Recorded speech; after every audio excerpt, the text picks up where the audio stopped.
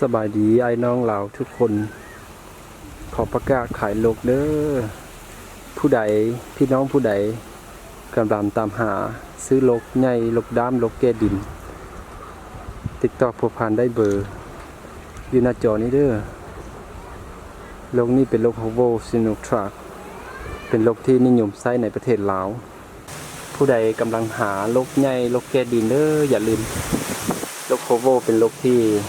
นิยมใช้ในประเทศลาวผู้ใดเคยใช้โลกนี้น่าจะรู้ดีเนาะเจ้าของขายเองเลยเด้อบ่มีในหน้าและ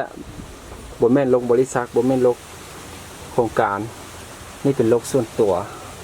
ซื้อจากบริษัทตุ้ยมอเตอร์ทุกอย่างอย่างอยู่สภาพ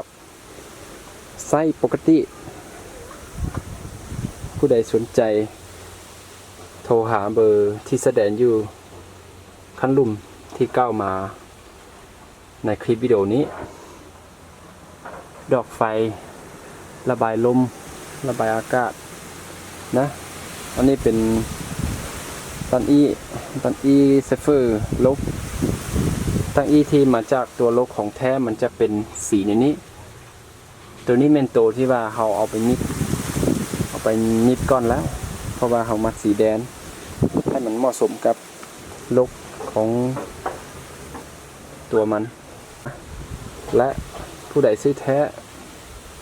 เว้ามวนจะขายเลยลูกราคาพิเศษให้ขอขอบใจที่ใช้เวลามาเบิ่งในคลิปวิดีโอนี้